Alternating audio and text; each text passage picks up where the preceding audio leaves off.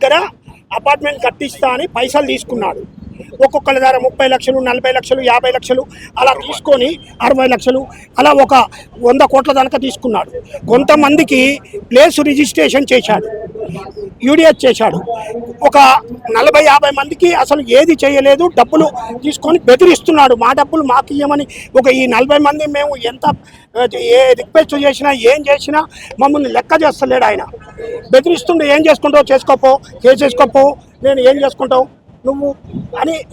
వాళ్ళ గ్రూప్లో శశికాంత్, శ్రీకాంత్, వాళ్ళ తమ్ముడు, వాళ్ళ భార్య అందరి పేరు మీద పెట్టుకుంటూ మా కంపెనీ అందరూ వాళ్ళే. మళ్ళా ఇక మాకు మేము ఫ్లాట్లు కొనుక్కొని 2020 నుంచి పైసలు ఇచ్చిన వాళ్ళు ఉన్నారు. 2023 వరకు ఒక 30 లక్షలు, 40 లక్షలు, 25 లక్షలు, 50 లక్షలు, 60 లక్షలు అలా ఇచ్చుకుంటూ పోయారు. ఇప్పుడు టోటల్ 200 మంది ఉంటే 130 మందికి ఏమో రిజిస్ట్రేషన్ చేసిండు. వాళ్ళకు కొద్దిగా ప్లేస్ చేసిండు, రిజిస్ట్రేషన్ డెవలప్మెంట్ అగ్రిమెంట్ తీసుకుండు వాళ్ళ కాడ. తీసుకొని ఇప్పుడు మొన్న వాళ్ళకు డెవలప్మెంట్ అగ్రిమెంట్ కూడా క్యాన్సిల్ చేసిండు 4 ఇయర్స్కి. చేసినాక మీరు ఏం చేసుకుంటారో చేసుకోండి, మీకు ఏం లేదుగా మీ పేరు మీద అనే టైపులో మాట్లాడుతుండు. మేము ఎంత రిక్వెస్ట్ చేసినా ఏం నిదానంగా మాట్లాడుతుండే, ఆయన ఇంకా పైకెత్తి మాట్లాడుతున్నాడు.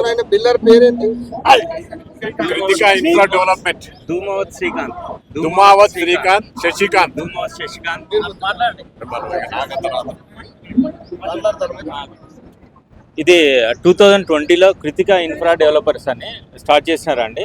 ఒక ఫ్యామిలీ అంతా గ్రూప్ అనమాట వాళ్ళు. అయితే హేమనగర్లో ఉంది, ఇది చిలకానగర్ దగ్గరలో హేమనగర్లో 2.8 acres ల్యాండ్ తీసుకొని ఆ ల్యాండ్ని చూపిస్తూ వాడు బిజినెస్ స్టార్ట్ చేశాడు. ఒకరికి తెలియకుండా ఒకరిని ట్రాప్ చేస్తా ఇప్పటివరకు దగ్గర 100 కోట్ల వరకు వాడు తీసుకొని 200 మందిని మోసం చేయడం జరిగిందండి. దానిలో వీడికి 8,000 స్క్వేర్ యార్డ్స్ వరకే జీపీఏ ఉంది.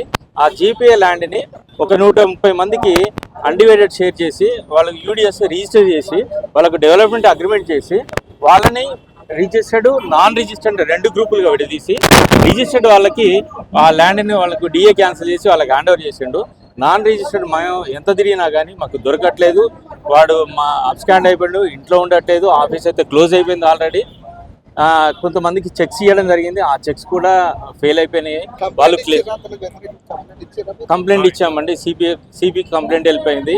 అక్కడ కంప్లైంట్ ఇచ్చాము, ప్రజావాణిలో కూడా కంప్లైంట్ ఇవ్వడం జరిగింది. ఇచ్చి బయటకు వస్తున్నాము. కానీ ఏ విధంగా చూసినా కానీ ఇక్కడ దొరకట్లేదు, అబ్స్కాండ్ అయి ఉన్నాడు. దానికి ఏం చేయాలన్నది అందరం ఒక 60 మంది వరకు బాధితులము. మాకు మా డబ్బులు మాకు కావాలండి. ఎందుకంటే చాలా మంది మిడిల్ క్లాస్ ఫ్యామిలీస్, సాఫ్ట్వేర్ ఇంజనీర్లు, పర్సనల్ లోన్లు, గోల్డ్ లోన్లు, హోమ్ లోన్స్ పెట్టి తీసుకొని ఇప్పుడు అప్పుల బాధ, ఇంట్రెస్ట్ కట్టలేక దీనావస్థలో ఉన్నారు, కిరాయిలు కట్టుకోలేక. అలాంటి వాళ్ళు చెప్పినా కానీ వాడు ఎట్లా అబ్యూజింగ్ వర్డ్స్ అనమాట. ఎక్కడికి పోతావు, నీ దిక్కున్న కాడ చెప్పుకోపో అన్నట్టుగా మాట్లాడుతున్నాడు వాడు. అసలు ఫోన్లోకి రావట్లేదు. ఇప్పుడు ఈ 1-2 months నుంచి అసలు దొరకట్లేదు, వాడు ఎక్కడ కనిపించట్లేదు. దాని గురించి అని చెప్పి ప్రజావాణిలో ఇస్తే సరే మేము చూస్తామని చెప్పి అప్లికేషన్ తీసుకోవడం జరిగింది. దాని గురించి ఇచ్చి మాట్లాడేసి వస్తున్నాం. చెప్పామండి, డిపార్ట్మెంట్ కూడా వెళ్ళినాము, సరే అన్నారు. అంటే వాళ్ళు ప్రాసెస్ చేస్తున్నట్టు అనిపిస్తుంది, వాళ్ళ ప్రాసెస్ వాళ్ళు చేస్తారు కదండి, ఇంకా రాలేదు. కంప్లైంట్ మొన్నటి నుంచే స్టార్ట్ చేసాము. ఇంతవరకు వాడిని నమ్మి ఇన్ని రోజులు ఆడడం జరిగింది అనమాట. అంటే డిగ్గింగ్ చేస్తున్నాము, కొంత వర్క్ నడుస్తుంది, కొంత కన్వర్షన్ అవుతుంది, అందరితో మాట్లాడుతున్నాము. ఇంకా వేరే బిల్డర్ నడుతూ 5,000 గజాలు మీకు కొంటున్నాను, మీకు రిజిస్టర్ చేస్తాను, మీకు ఎటు తిరిగినా మీకు న్యాయం చేస్తానని చెప్పి నమ్మించుకుంటూ రావడం జరిగింది. లాస్ట్కి ఇప్పుడు అబ్స్కాండ్ అయిపోయింది. మిడిల్ క్లాస్ ఫ్యామిలీ వాళ్ళ నా భర్త హెల్త్ కూడా బాగాలేదు. కాకపోతే మాకు ఓన్ హౌస్ అవుతుంది అనే ఉద్దేశంతో అక్కడ ఫ్రీలాన్స్ పేరు మీద ఇస్తుంటే తీసుకున్నాము. అయితే ఏమైందంటే ఇప్పుడు మేము గట్టి కూడా ఒక 3 years అవుతుంది. ఇప్పుడు ఫోన్ చేస్తే ఏమంటున్నాడు, బెదిరిస్తున్నాడు మమ్మల్ని. అసలు నువ్వెవరో కూడా నాకు తెలియదు, నాకు ఇంకోసారి ఫోన్ చేయకు అని ఫోన్ కట్ చేస్తున్నాడు. అంటే మేము డబ్బులు కట్టి మన చుట్టూ తిరగడము, మనకి మేము బీపీలు షుగర్లు తెచ్చుకొని మేము అవసరాలు పడుతున్నాం, వానికి డబ్బులు కట్టి ఇంతమంది ఇట్లా మోసం చేస్తున్నాడు. ఇంతమంది ఇట్లా మోసం చేయకుండా కాకుండా ఇప్పుడు వాళ్ళ బ్రదర్ ఉన్నాడు, వాళ్ళ బ్రదర్ కొత్తగా మళ్ళీ ఇంకోటి ఆన్లైన్ ఓపెన్ చేసి వెబ్సైట్ ఓపెన్ చేసి మళ్ళీ అదే సైట్లో ఫ్లాట్లు అమ్ముతున్నాడు.